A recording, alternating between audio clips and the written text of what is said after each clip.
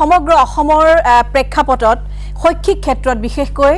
Matric আৰু উচ্চতৰ মাধ্যমিকৰ পৰীক্ষাৰ মূল্যায়ন আৰু মূল্যায়নক কেন্দ্ৰ কৰি বিভিন্ন প্ৰসংগ উত্থাপিত হৈছে ছাত্ৰ ছাত্ৰী অভিভাৱকসকল উদ্বিগ্ন হৈ আছে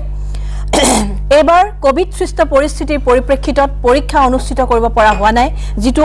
দুৰ্ভাগ্যজনক আৰু আকাংক্ষিত নহয় কোনো ইচ্ছাকৃতভাৱে কৰা এই পৰিস্থিতি নহয় গতিকে এই পৰিস্থিতিৰ পৰিপ্ৰেক্ষিতত ছাত্ৰ ছাত্ৰীসকলৰ লগত অন্যায় নোহোৱাকৈ কেনেকৈ তেওঁলোকক ভৱিষ্যত দিনলৈ আগুৱাই লৈ যাব পাৰি সেই বিষয়ে অসম চৰকাৰে গুণাগঠা কৰাৰ পাছত দুখনকৈ কমিটি গঠন কৰি দিছিল আৰু সেই কমিটিয়ে দিয়া পৰামৰ্শাৱলীৰ ভিত্তিত এটা ফৰ্মুলা কৰা হ'ল আৰু তাৰ পাছত শিক্ষামন্ত্ৰীয়ে ঘোষণা কৰিলে বহি মূল্যায়নৰ পদ্ধতি আৰু প্ৰক্ৰিয়া সম্পৰ্কত কিন্তু এতিয়া কিছু বিতৰ্কৰ সৃষ্টি হৈছে কিছু প্ৰশ্নৰ অৱতাৰণা হৈছে গতিকে মানুহৰ মনত থকা অনিশ্চয়তা দুৰ্দুল্য আৰু প্ৰশ্নসমূহক ক্লিয়াৰ কৰিবৰ কাৰণে হেখিনি নিশ্চিত কৰিবৰ কাৰণে মানুহক ছাত্ৰ ছাত্ৰী আৰু অভিভাৱকক আশ্বস্ত কৰিবৰ কাৰণে আমি আজি ৰাইজমেলত আপোনালোকৰ সন্মুখলৈ আপোনালোকৰ মঞ্চলৈ লৈ আহিছো ৰাজ্যৰ শিক্ষামন্ত্ৰী ডক্টৰ ৰণোজ পেগু ডাঙৰীয়া আপোনাক স্বাগতম জনাইছো নমস্কাৰ আমাৰ সৈতে আছে ডিব্ৰুগড় বিশ্ববিদ্যালয়ৰ প্ৰাক্তন উপাচাৰ্য আৰু chairman academic royal global university doctor Alok Buragohain ডাঙৰীয়া আপোনাক স্বাগতম জনাইছো আপোনাৰ আমাৰ সৈতে আছে ডক্টৰ দীপক শৰ্মা কুমাৰ ভাস্কৰ বৰ্মা বিশ্ববিদ্যালয়ৰ উপাচাৰ্য শিক্ষাবিদ এখেতসকলে দুখন কমিটিক নেতৃত্ব দিছিল যি দুখনে এই সমগ্ৰ প্ৰক্ৰিয়াটোক মূল্যায়ন প্ৰক্ৰিয়াটোক পৰামৰ্শাৱলী কমিটিৰ অধ্যক্ষৰ দায়িত্বত আছিল গতিকে আজি আমি ভাবো যে আপোনালোকৰ মনত থকা সংশয় সম্ভাৱনাসমূহক আমি দূৰ কৰিবলৈ আজি ৰাইজমেলৰ জৰিয়তে আমি চেষ্টা কৰিম আৰু আমি ভাবিম এটা ইতিবাচক উত্তৰ আপোনালোকে পাব মই প্ৰথমতে মন্ত্ৰী মহোদয়ৰ পৰা আৰম্ভ কৰিব খুজিছো ৰাইজৰ মনত সৃষ্টি হোৱা এই মুহূৰ্তত আটাইতকৈ বেছি যিকিটা প্ৰশ্ন সকলোৰে মনত হৈ আছে প্ৰথম কথাটো আছিলে আপুনি কালি ঘোষণা কৰাৰ সময়ত এটা কথা কৈছিলে যে এই যেটো মূল্যায়ন পদ্ধতি আৰু প্ৰক্ৰিয়াৰে যিসকল ছাত্ৰ ছাত্ৰী এবাৰ পৰীক্ষা উচ্চতৰ মাধ্যমিক আৰু মেট্ৰিকত উপকৃত হ'ব বাকি উত্তীৰ্ণ হ'ব তেওঁলোকৰ এই সাৰ্টিফিকেটখনে টেট বা সৰকাৰি যি যত মেট্ৰিক আৰু হায়াৰ সেকেন্ডাৰী মাৰ্কছৰ প্ৰয়োজন হয় সৰকাৰি চাকৰিসমূহত তেওঁলোকে এই সাৰ্টিফিকেটখন গ্ৰহণযোগ্য নহব এই কথাটো লৈ আসু আৰু এজেৱাইচিপিও আজি প্ৰতিক্ৰিয়া প্ৰকাশ কৰিছে তেওঁলোকে এই দফাটো বাতিলৰ দাবী জনাইছে এই কথাটো কেনেকৈ আপোনালোকে ভাবিছে অকমান যদি ৰাইজক ক্লিয়াৰ কৰি দিয়ে ৰাইজৰ মনত বিশেষকৈ অভিভাৱকসকলৰ আৰু ছাত্ৰ ছাত্ৰীসকলৰ মাজৰ সংশয়টো অকমান দূৰ হ'ব মানে স্পষ্ট কৰি দিলে ভাল হয় প্ৰতিবেদন দুইখন পোৱাৰ পাছত আমি দুইখন প্ৰতিবেদন আমি এডভোকেট জেনেৰেলৰ ওচৰত আমি দাখিল কৰিছো যে এই ক্ষেত্ৰত লিগেল আইনগত কি সুবিধা বা অসুবিধা হ'ব পাৰে এই কথাখিনি পৰীক্ষা কৰি আমাক জনাবৰ কাৰণে ইতিমধ্যে আমি বহুতেই জানো অসমৰ ৰাইজেও জানে যে আমাৰ চৰকাৰখনে যিবিলাক নিয়োগ কৰি আহিছে নিয়োগ মানে বিভিন্ন চাকৰিৰ নিযুক্তিৰ ক্ষেত্ৰত সম্পূৰ্ণ স্বচ্ছতা অৱলম্বন কৰিছে ইন্টাৰভিউৰ নম্বৰ উঠাই দিয়া হৈছে আনকি আমি পৰীক্ষাটোকো আমি এভয়েড কৰিব বিচাৰিছো এভয়েড কৰি ছাত্ৰ বা ছাত্ৰীগৰাকী বা প্ৰাৰ্থীগৰাকীৰ তেওঁৰ গোটেই কেৰিয়াৰৰ এটা সামূহিক মূল্যায়ন নম্বৰৰ ভিত্তিত মেট্ৰিকত কিমান নম্বৰ পাইছিল হায়াৰ সেকেন্ডাৰীত কিমান নম্বৰ পাইছে গ্ৰেজুৱেশ্যনত কিমান নম্বৰ পাইছে ইত্যাদি কৰি এটা মূল্যায়ন কৰি তাৰ ভিত্তিতে যিখন মেধাৰ তালিকা প্ৰস্তুত কৰা হয় আৰু নিযুক্তি দিয়া হয় ইয়াত কোনো হিউম্যান ইনভলভমেন্ট কোনো মানুহ জড়িত হৈ কাৰোবাৰ চাকৰিৰ ক্ষেত্ৰত নম্বৰ কম বেছি কৰি দিয়াৰ অৱকাশ নাথাকে এতিয়া আইনগত দিশটো হ'ল যে এইবাৰৰ যেটো মূল্যাঙ্কন পদ্ধতি হ'ল এই পদ্ধতিটো হোৱাৰ পাছত ভৱিষ্যতে চাকৰিৰ ক্ষেত্ৰত এটা প্ৰশ্ন উঠিব যে 2021 চনৰ যিসকল পৰীক্ষাৰ্থী তেওঁলোকে পৰীক্ষা দিয়া নাছিল আৰু পৰীক্ষা নিদিয়াকৈ এটা আভ্যন্তৰীণ মূল্যায়নৰ দ্বাৰা তেওঁলোকে নম্বৰ প্ৰাপ্ত নম্বৰটো পাইছিল এতেকে 2021 ৰ আগত পাছ কৰা ছাত্ৰ ছাত্ৰীসকল আৰু 2021 ৰ পাছত পাছ কৰা যিসকল প্ৰাৰ্থী থাকিব তেওঁলোকে আদালতত কাষ চাপাৰ সম্ভাৱনা আছে যে আমাক একে হাৰত একেলগে একে হাৰিতে ৰাখিব নোৱাৰিব আমাক বেলে ধৰণে মূল্যায়ন কৰা হোক 21 খিনিক বেলে ধৰণে মূল্যায়ন কৰা হোক সেই সময়ত আমি কি কৰিম তেতিয়া আমাৰ হাতত এটা খুব জটিল পৰিস্থিতিৰ সৃষ্টি হ'ব আৰু বস্তুটো এটা লিটিগেশ্যন এটা আইনৰ মজিয়ালৈ গুচি যাব আৰু আইনৰ যিটো আমি মতামতবিলাক বহুতো এডভোকেটৰ আমি মতামত ল'লো তেতিয়া তেওঁলোকে ক'লে যে পৰীক্ষা ফিজিকেল এক্সামিনেশ্যন আৰু ফিজিকেল এক্সামিনেশ্যন নোহোৱাকৈ হোৱা এক্সামিনেশ্যন এইটো ক্ষেত্ৰত মানে এইটো একেলগে একেখন তোলাচনীত জুখিব পৰাটো অসুবিধা আছে গতিকে আপোনালোকে বিকল্প ব্যৱস্থা এটা চিন্তা কৰক আৰু সেইকাৰণে আমি স্পষ্টভাৱে এইটো কথা কৈছোঁ আমি সকলোকেতো পুনৰবাৰ পৰীক্ষা দিব লাগিব এইটো নাই কোৱা আমি কৈছোঁ যিসকল ছাত্ৰ ছাত্ৰীয়ে ভাবে যে অদূৰ ভৱিষ্যতে তেওঁলোকে অসম চৰকাৰৰ চাকৰিত তেওঁলোকে প্ৰতিদ্বন্দ্বিতা কৰিব বা অসম চৰকাৰৰ চাকৰিত তেওঁলোকে বিচাৰিব সেইসকল প্ৰাৰ্থীয়ে তেওঁলোকে পৰীক্ষাটো এতিয়াই দিব লাগিব যেতিয়া পৰিস্থিতি আজি দিব লাগিব বুলি কোৱা কথাটো নহয় যেতিয়া পৰিস্থিতি কোভিড পৰিস্থিতিটো উন্নতি হ'ব আমি পৰীক্ষাটো পাতিম আৰু এটা কাৰণত আমি পৰীক্ষাটো পুনৰ পাতিম বুলি কৈছোঁ হেতু হ'ল এই মূল্যায়নত যদি কোনো ছাত্ৰ ছাত্ৰী সন্তুষ্ট নহয় তেতিয়াহ'লে তেওঁলোকৰ বেটাৰমেণ্টৰ কাৰণে তেওঁলোকক এটা সুযোগ দিবলৈ আমি পৰীক্ষাটো পাতিম গতিকে পৰীক্ষাটো পাতিম যেতিয়া দুটা এটা বেটাৰমেণ্ট মানে এছপেক্ট আৰু এটা হ'ল যে ভৱিষ্যতে অসম চৰকাৰ মই বাৰে বাৰে কৈ আছোঁ অসম চৰকাৰ অন্য ক্ষেত্ৰৰ কথা এটা আমি নাজানো অসম চৰকাৰৰ চাকৰিৰ ক্ষেত্ৰত এটা যিহেতু মান নিৰূপক ভূমিকা পালন কৰে মেধাৰ জোখমাখত এই মেট্ৰিকৰ নম্বৰটো যোগ হয় সেইকাৰণে তেওঁলোকে মেট্ৰিক পৰীক্ষাটো আৰু হায়াৰ ছেকেণ্ডেৰী পৰীক্ষাটো এই পৰীক্ষাটোতে দিব লাগিব আপোনালোকে পৰীক্ষাটো আকৌ যেতিয়া এটা কৈছে যে হয় ছেপ্টেম্বৰত হ'ব নহলে 2022ত হলেও পৰীক্ষাটো হ'ব মানে কৈছো যে পৰীক্ষাটো হ'বই সেই কথাটো আমি নিশ্চিত কৰিব বিচাৰিছো গতিকে আমাৰ চেষ্টা আছে 15 ছেপ্টেম্বৰৰ ভিতৰতে কৰা কাৰণ আমি সকলোখিনি আমি ৰেডি হৈয়ে আছো আৰু এটো আবেদন ভিত্তিক হ'ব যিসকলে পৰীক্ষা দিব বিচাৰে তেওঁলোকে আবেদন কৰিলে সেম ৰুল নম্বৰৰ এগেইনষ্টে পৰীক্ষা দিব পাৰি মানে 15 ছেপ্টেম্বৰৰ ভিতৰত পৰীক্ষা পাতিবলৈ চৰকাৰে হাজু হৈ আছে মানে এই কথাটোত এটা কথা স্পষ্ট হৈছে যে যেহেতু প্ৰতিযোগিতামূলক সময়ত প্ৰতিটো বস্তুৱে আইনগত দিশবিলাক চালি জাৰি চাব লাগিব গতিকে ৰাজ্য চৰকাৰে এটা পৰীক্ষাটো পাতাটো নিশ্চিত যিসকল ছাত্ৰ ছাত্ৰীয়ে ভৱিষ্যতে চৰকাৰে অসম চৰকাৰৰ চাকৰিত যোগদান কৰাৰ কথা ভাবিব তেওঁলোকে এই পৰীক্ষাত উত্তীৰ্ণ হোৱাটো প্ৰয়োজন হ'ব আৰু আন কোনোবাই যদি ইচ্ছাৰে মূল্যায়নৰ এই পদ্ধতিটোত সন্তুষ্ট নহয় তেওঁলোকেও পৰীক্ষা দিব আৰু বাকি সকলে তেওঁলোকে পৰীক্ষা দিয়া নিদিয়াটো পৰীক্ষা নিদিলেও আপত্তি নাই যে যিসকলে উচ্চ শিক্ষাৰ কাৰণে যাব তেওঁলোকে এইটো পৰীক্ষাৰ এইখন চাৰ্টিফিকেট লৈ তেওঁলোকে হায়াৰ ক্লাছত তেওঁলোকে এডমিশন লাভ কৰিব আৰু তেওঁলোকে পৰীক্ষা যদি ভাবে যে আমাৰ অসম চৰকাৰৰ আমি চৰকাৰী চাকৰি নকৰো বা আমি ডক্টৰ হ'ব কোনবা ইঞ্জিনিয়াৰ হ'ব বা কোনবা ব্যৱসায় কৰিব কোনবা বুলে আমাৰ প্ৰগতিশীল খেতিয়কে হম তেখেতে হলে পৰীক্ষাটো দিয়াৰ কোনো প্ৰয়োজন নাই তাৰ মানে আৰু এটা কথা স্পষ্টকে মই স্পষ্টকে এই উত্তৰটো জানিব বিচাৰিম আসু আৰু এজেৱাইচিপি কৈ আছে যে দফাটোৱে বাদ দিব লাগে হেতু ক্ষেত্ৰত আপোনালোকে কি স্থিতি ল'ব মানে না দফাটো বাদ দিব আমি নোৱাৰিম কাৰণ আমি আইনৰ বান্ধোনত থাকো আমাক যেতিয়া ইতিমধ্যে আমাৰ ল ডিপাৰ্টমেণ্টে আমাৰ এডভোকেট জেনেৰেলে কৈছে যে এইটো ভৱিষ্যতে আমাৰ এটা সমস্যা সৃষ্টি হ'ব এতেকে আমি পৰীক্ষাটো পাতাৰ সিদ্ধান্ত এটা লৈছো অপচন এটা এই অপচনটো আমি খোলা ৰাখিছো হয় আৰু কিছু শিক্ষাৰ্থীয়ে আমাক এটা কথা কৈ আছে যে এই দুৰ্দুল্যবিলাকৰ কাৰণে তেওঁলোক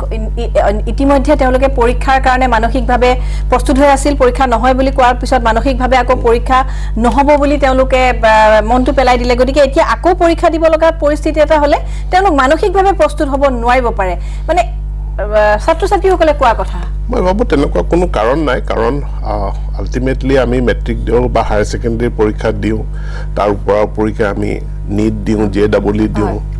এডভান্স পৰীক্ষা আমি দিও প্ৰতিযোগিতামূলক বিভিন্ন পৰীক্ষা আদি দিও নামভৰ্তিৰ কাৰণে দুটা তিনটা বা তিনটাতকে বেছি পৰীক্ষাও কোনো ছাত্ৰ ছাত্ৰীক আমি দিয়া দেখা পাওঁ গতিকে ইয়াত আমি পৰীক্ষাটোতো এতিয়াটো ৰিজাল্ট ওলাই যাব গতিকে তেওঁলোক নেক্সট হায়াৰ ক্লাছলৈ যাব ইয়াত কন্ডিশন আহিছে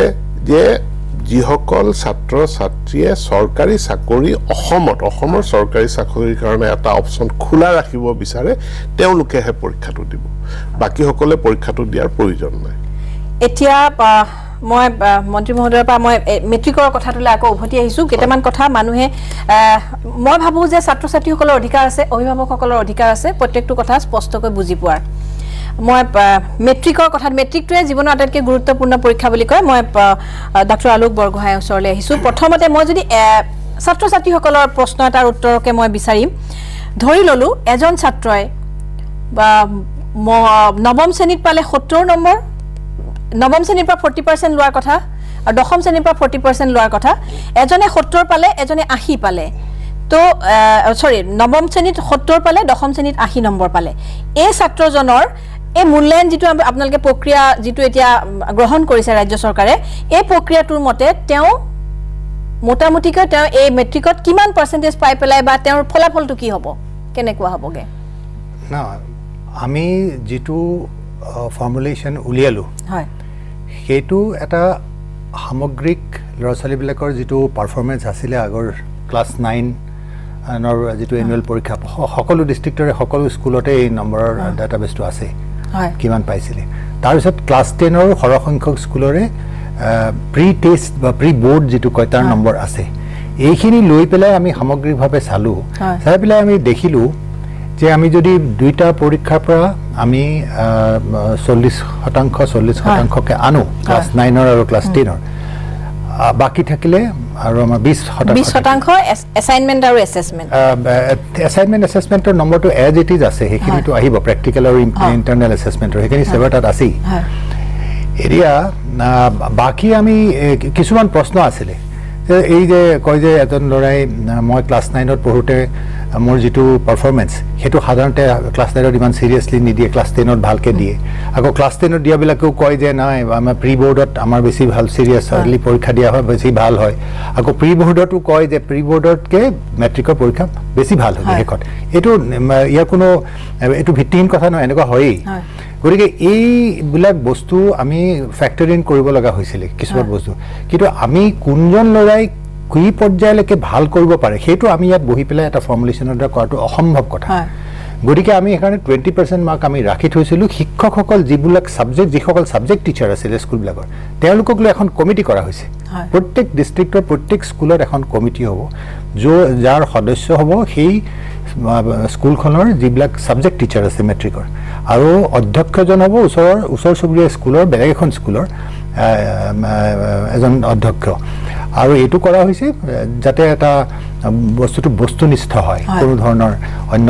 প্ৰভাৱ আহিব নোৱাৰে। আৰু তেওঁলোকক আমি কৈছোঁ যে তোমালোকে জানা কোনজন ল'ৰাই তোমালোকৰ এই 20জন ল'ৰাই 60জন ল'ৰাই দিছিলে কিমান বেছি ভাল কৰিলেহেঁতেন, গতিকে 20% তেওঁলোকৰ হাতত দিয়া হৈছে। এইটো এটা এভাৰেজ এছেছমেণ্টৰ কথা। কিন্তু তথাপিও সেইটো কৰিবলৈ যাওঁতেও আমি কৈছোঁ যে তোমালোকে একেবাৰে সম্পূৰ্ণ তেওঁলোকক স্বাধীনতা দিয়া হোৱা নাই, কাৰণ এইটো অলপ ৰিয়েলিষ্টিক হ'ব লাগিব। সেইকাৰণে আমি যোৱা 3 বছৰৰ প্ৰত্যেকখন স্কুলৰ পাৰফৰ্মেঞ্চ আমি উলিয়াবলৈ কৈছোঁ, যে ফাৰ্ষ্ট ডিভিজন কিমান আছিলে, ছেকেণ্ড ডিভিজন কিমান আছিলে, ডিষ্টিংশ্যন কিমানে পাইছিলে, আৰু এইফালে কি বুলি কয় মাৰ্ক কি কয় ষ্টাৰ কিমানে পাইছিলে। গতিকে সেই যে তাৰ যিটো এভাৰেজ হ'ব তাৰ 10%তকৈ বেছি হ'ব নোৱাৰিব এই 20% দিওঁতেও, যাতে সামগ্ৰিকভাৱে এটা আমি যিমান পাৰোঁ এটা ৰিয়েলিষ্টিক এটা এছেছমেণ্ট যাতে হয়। কিন্তু এটা কথা মনত ৰাখিব লাগিব যে এইটো এটা একেবাৰে অভাৱনীয় পৰিস্থিতি আৰু এটা মানে ভাবিব নোৱাৰা সমস্যা। গতিকে ইয়াৰ এটা একেবাৰে মেথমেটিকেলি একিউৰেট পাৰফেক্ট সলিউশ্যন কোনো দিব নোৱাৰে। এতিয়া মই আজি যিহেতু স্কুলে মানে শিক্ষাৰ্থী আৰু অভিভাৱকৰ মাজত এটা এইটোৱে এতিয়া চৰ্চিত এটা বিষয়, আমাৰ কেমেৰাৰ সন্মুখত কেইবাজনো শিক্ষকে বৰ্ডত বুজাই দিছিলে যে ইমান নম্বৰ আমুকৰ পৰা যদি ইমান নম্বৰ লওঁ, তামুকৰ পৰা ইমান নম্বৰ লওঁ কি হ'ব। তেওঁলোকে যিটো বুজাইছে সেইটো কিমান দূৰ সঠিক, মানে ছাত্ৰ ছাত্ৰীক সঠিক বুজাইছে নে, মই অকণমান দেখুৱাই ল'বলৈ বিচাৰিছোঁ। আমাৰ আছে ছাত্ৰ ছাত্ৰী, মই যদি শিক্ষকে বৰ্ডত বুজাইছে তাতে এটা আছে, এইটো যদি চলাব পাৰে, কাজিৰঙাৰ পৰা অহাটোও চলাব পাৰে, হয়, নহ'লে আৰু 80% যিটো পালে মানে 100ৰ ভিতৰত 80 নম্বৰ পালে, তেতিয়া ইয়াৰ পৰা আহিব 40%, আৰু এইটোৰ পৰাও আহিব আপোনাৰ 40%। যদি ইয়াৰ পৰা চাওঁ তেতিয়াহ'লে ইয়াৰ পৰা 32 নম্বৰ পালে, আৰু ইয়াৰ পৰা ষ্টুডেণ্টটোৱে পালে 32। এতিয়া যেটো ইণ্টাৰনেল এছেছমেণ্ট বুলি কৈছে, ইণ্টাৰনেল এছেছমেণ্টৰ পৰা ষ্টুডেণ্টটোৱে ধৰি ল'লোঁ 60 নম্বৰ পালে, 60ৰ পৰা আহিব 20%। যদি 60ৰ পৰা 20% আহে তেতিয়াহ'লে ইয়াৰ পৰা ষ্টুডেণ্টটোৱে 12 মাৰ্ক পায়। যদিহে হয় গোটেইটো আমি যদি এটা প্লাছ কৰি দিওঁ তেতিয়াহ'লে এইটো 2 4 6 আহিলে 76 মই ভাবিছোঁ ক্লাছ 9 আৰু ক্লাছ 10 যদি মাৰ্কখিনি সুন্দৰকৈ আগৰ পৰা যদি ষ্টুডেণ্টখিনি ঠিকে আছে তেতিয়াহ'লে এভাৰেজ ধুনীয়া এটা ৰিজাল্টে বনিব এতিয়া 80% আৰু 80% যিটো পালে মানে 100 ভিতৰত 80 নম্বৰ পালে তেতিয়া তাৰ পৰা হয় আৰু এজন শিক্ষকে কৈছে আৰু এটা থাকিব লাগে আৰু এজন শিক্ষক ক্লাছ 10ত সেই ছাত্ৰজনে 80 পালে এতিয়া এইটো 40% আহিলে 32 এতিয়া হৈ গ'ল 60 কিন্তু এই ছাত্ৰজনে 80 পোৱা ছাত্ৰজনে আমি এটা বিষয়ত ধৰিছোঁ তেওঁ 90% বা 95% যাব পাৰে এতিয়া আমি 20%টো ইণ্টাৰনেল এছেছমেণ্টৰ মাৰ্কটো বাদ দি দিয়াৰ কথা কৈছে ইয়াত আমি ইণ্টাৰনেল এছেছমেণ্ট মাৰ্ক ধৰি দিছোঁ ইয়াত 18 হে আহিব একৰ্ডিং টু গাইডলাইন এতিয়া 18 যোগ কৰিব পাৰিম আমি 18 যোগ কৰি দিলোঁ গতিকে 78 পালে তেনেহ'লে এজন ছাত্ৰ কেনেকৈ উপকৃত হ'ব হয় এই দুজনে ক'লে আপুনি অকমান বুজাই দিলে বেছি ভাল হ'ব কথাটো মই কৈছোঁ ন একেবাৰে মেথমেটিকেলি একিউৰেট নহ'ব আমি এভাৰেজত গৈ আছোঁ হয় এইটো 80 পালে হেৰি কিন্তু এইটো বাকীবিলাক ছাবজেক্টৰ যেতিয়া গোটেইখিনি ল'ব তেতিয়া ল'ৰাজনৰ সামগ্ৰিকভাৱে যিটো ফলাফল হ'ব লাগে তাতকৈ সাংঘাতিক ধৰণে একো বেছি তল ওপৰ নহয় আৰু আমি হিচাপ কৰি চাইছিলোঁ 50%কে দিলে কি হয় 40%কে আমি দি চাইছিলোঁ এইবোৰ কম্পিটিশ্যন কৰিছিলোঁ কৰাৰ পিছত আমি দেখিছিলোঁ যে 40% ইজ দ্য মষ্ট একচেপ্টেবল ই আটাইতকৈ বেছি লাভ হয় ল'ৰা ছোৱালী অকল এটা দুটা বিষয়ৰ কথা কৈছে এতিয়া আমি সামগ্ৰিকভাৱে চাই পেলাই কৈছিলোঁ গতিকে এইবিলাক এটা দুটা মানে খেপিয়াই চাই পেলাই ক'লেতো ব্যতিক্ৰম হ'বই পাৰে কিন্তু সামগ্ৰিকভাৱে আমি যিটো কৈছোঁ সেইটো আমি ভাবোঁ এইটো শুদ্ধ আমি বহুতবাৰ চাইছোঁ মই এজন ছাত্ৰৰ প্ৰশ্ন এটা আছে ল'ম কিন্তু তাৰ আগতে মই হাই ছেকেণ্ডেৰী মানে যিহেতু মেট্ৰিকৰখিনি আমি ক'লোঁ হাই ছেকেণ্ডেৰী মই ডক্টৰ দীপক শৰ্মাৰ পৰা একেটা প্ৰশ্ন আপোনাৰ ওচৰলৈ লৈ গৈছোঁ হাই ছেকেণ্ডেৰী মেথডত প্ৰেক্টিকেলৰ কথা থাকে হাই ছেকেণ্ডেৰী ছায়েন্সৰ ষ্টুডেণ্টৰ কাৰণে প্ৰেক্টিকেলৰ মাৰ্কিঙৰ কথা থাকে এতিয়া এজন ছাত্ৰক হাই ছেকেণ্ডেৰীত পুৰা মাৰ্কছটো মানে এই গোটেই কথাখিনি যিটো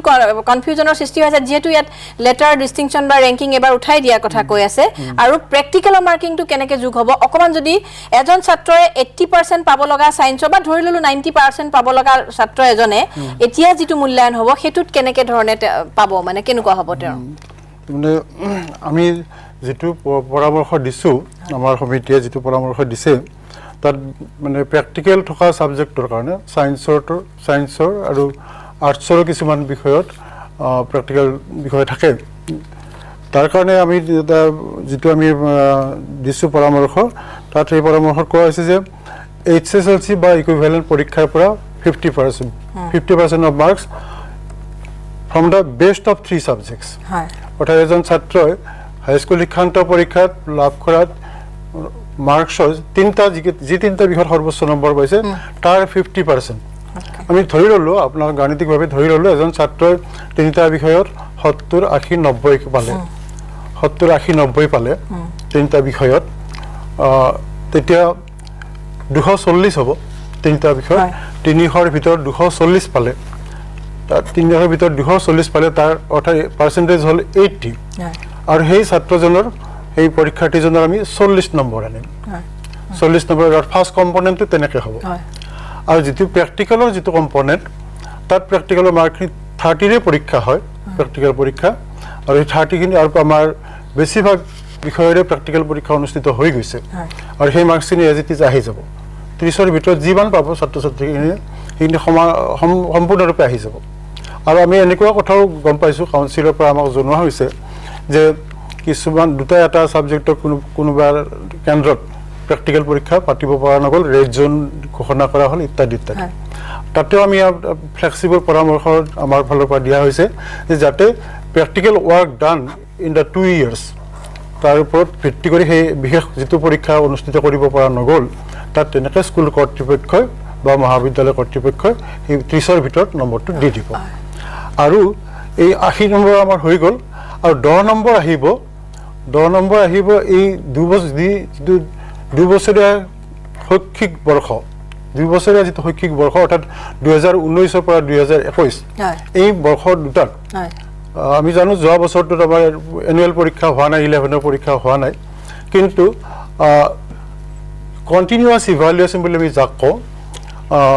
গোটেই 2 বছৰত বিভিন্ন পৰ্যায়ৰ পৰীক্ষা class test weekly test sessional test annual 2 পৰীক্ষা বাদ দি আনকি এটেন্ডেন্স এইবিলাকৰ ওপৰত ভিত্তি কৰি 10 নম্বৰ আহিব তো মহাবিদ্যালয় বা বিদ্যালয়ৰ পৰা আহিব এটা নম্বৰ 90 নম্বৰ পালে 90 মাৰ্ক পালে ছাত্ৰ পৰীক্ষাৰ্থীগৰাকীয়ে আৰু বাকি 10 নম্বৰ থাকিল আৰু বাকি 10 নম্বৰ ক্যালকুলেট কৰা হ'ব এই যে 90 ভিতৰত যিখিনি মাৰ্কস পালে ছাত্ৰজনে পৰীক্ষাৰ্থীজনে 90 ভিতৰত ধৰিলে তেওঁ 80 পালে তাৰ পৰা 10% অনা হ'ব 10% ধৰিলে 90 ভিতৰত যদি তেওঁ 80 পাইছে তেনেহলে 8 অৰ্থাৎ 9 নম্বৰ আহিব অৰ্থাৎ সেই ছাত্ৰজনে টোটাল মাৰ্ক আউট অফ 100 পাব 89 ওকে 89 এটো হল প্ৰ্যাকটিক্যাল থকা ব্যৱহাৰিক বিষয় থকা ছাত্ৰ ছাত্ৰীৰ কাৰণে তাৰ বাহিৰেও যিখিনি ছাত্ৰ ছাত্ৰী আৰ্টছ বা কমাৰ্চৰ য'ত প্ৰ্যাকটিক্যাল নাই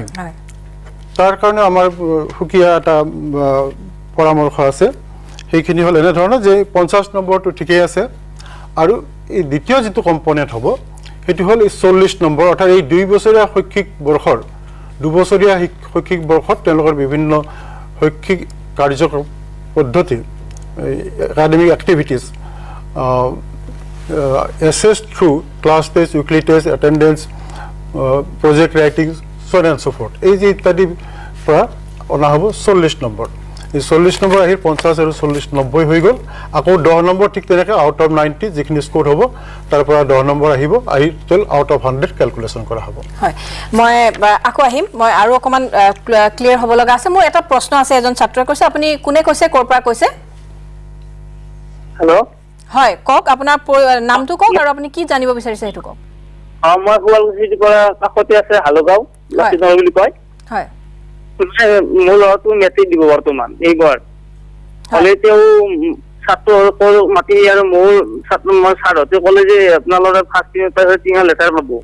এনেকৈ ক'লে আৰু কোৱাৰ পিছত আৰু এনে কোৱা হ'ল যে মানে এটা পৰীক্ষাটো নহ'লে ল'ৰাটো পঢ়িয়ে থাকলে এটা উপায় নাই কি কৰি যা কওকচোন আপুনি পঢ়ি থাকে লাষ্টত পঢ়া বাদ দিলে তেওঁ কলে গুচি যায় পৰীক্ষা নহ'ব বুলি ক'লে চব গুচি যায় বুজি পালো মই মন্ত্ৰী মহোদয়ৰ ওচৰলৈ আহিছো এই প্ৰশ্নটো এনেও ময়ো কৰিব কথা আছিলে কাৰণ আছু আৰু এজেৱাইচিপিও আজি এটা দাবী উত্থাপন কৰিছে যে star mark first division second division থাকিব লাগিব বুলি তেওঁলোকেও এটা দাবী উত্থাপন কৰিছে এই অভিভাৱকজনে উদ্বিগ্নতা ব্যক্ত কৰিছে যে মোৰ ল'ৰাটোৱে স্কুলত কৈছিল যে লেটাৰ পাব বুলি এতিয়া দেখোন পঢ়ি আছিলে সি নাপাব প্ৰশ্ন আহিব মানুহৰ মনলৈ কিন্তু এইটো গতিকে ফাৰ্ষ্ট ডিভিজনটো থাকিব first division second division third ডিভিজনটো থাকিব কিমান নম্বৰ পায় সেইটো অটোমেটিক ওলাই যাব কিন্তু বাকি যেটো লেটাৰ মাৰ্ক বা ষ্টাৰ ডিস্টিংশন ইত্যাদি বিলাক বা তেওঁৰ এজন ছাত্ৰ এক্সট্ৰা অৰ্ডিনাৰিলি খুব ভাল তেওঁৰ নিজৰ খুব আত্মবিশ্বাস আছে যে তেওঁ 95%ৰ ওপৰত তেওঁ নম্বৰ পাবই গতিকে সেই ছাত্ৰজনৰ কাৰণে আমি এই opportunity to দিব বিচাৰিছো বেটাৰমেন্ট পৰীক্ষা দিয়া বেটাৰ তেখেতে এটা পৰীক্ষা দি তেখেতে সেই 95 পৰা 90-70% যদি তেওঁ পায় হেতু তাতে পোৱাৰ পৰা তেখেত বঞ্চিত নহয় সেই কাৰণে আমি বেটাৰমেন্ট পৰীক্ষাটো আমি পাতিম হয় মই যিজন শুৱালকুছিৰ পৰা ডাঙৰীয়া আপুনি নিশ্চয় উত্তৰটো পাইছে এটো এটা অবাঞ্ছিত পৰিস্থিতি কোনো নিবিচৰা এটা পৰিস্থিতি গতিকে পৰিস্থিতি পৰিপ্ৰেক্ষিতত পাৰম্পৰিক পদ্ধতিৰে পৰীক্ষাটো পাতিব পৰা নাই যদিও আপোনাৰ লৰাই যেটো বিষয়ত ভাল পাব বুলি ভাবিছে যেহেতু পৰীক্ষাটো হ'বই সেপ্টেম্বৰত নহলেও 2022 হলেও পৰীক্ষা হ'ব বেটাৰমেন্টৰ যেহেতু থাকিব এটা প্ৰক্ৰিয়া থাকিব তাৰ ব্যৱস্থা থাকিব গতিকে নিখন্দেহে আপোনাৰ লৰা হতাশ হ'ব নালাগে আৰু উদ্বিগ্ন হ'ব নালাগে এতিয়া যেনেকে তেওঁলোকৰ কাৰণে ৰেংকিংটো জৰুৰী তেনেকে কিন্তু এটা শিক্ষা বৰ্ষত এখন মহাবিদ্যালয়ত শিক্ষা বৰ্ষ এটা নষ্ট নোহোৱাটো জৰুৰী এডমিশনটো পোৱাটো বহুত জৰুৰী গতিকে তাৰ কাৰণে সময় সাপেক্ষ হিচাপে যেটো কমিটিৰ পৰামৰ্শ মতে যিখিনি লোৱা হৈছে হেতু ব্যৱস্থা লওক আৰু ভাল কৰিবৰ কাৰণে নিখন্দেহে আছে আমাৰ পৰীক্ষা দিব পাৰিব গতিকে লেটাৰ মাৰ্কস পাবই পাৰিব ইমান উদ্বিগ্ন নহব কোভিড সৃষ্ট পৰিস্থিতিত যেনেকৈ মানুহে বহুত ব্যৱসায় নষ্ট হৈছে বহু আমি নভবা নিচিন্তা বস্তু হৈছে তাৰ পৰিপ্ৰেক্ষিতত কিছু হয়তো ভবামতে নাই হোৱা কিন্তু তথাপিও আমি অনুৰোধ কৰিম শিক্ষা মন্ত্ৰী মহোদয়ৰ লগতে মুখ্যমন্ত্ৰীলৈ যাতে ছাত্ৰ ছাত্ৰীসকলৰ লগত যাতে অন্যায় নহয় সেই বিষয়টো যাতে লক্ষ্য কৰে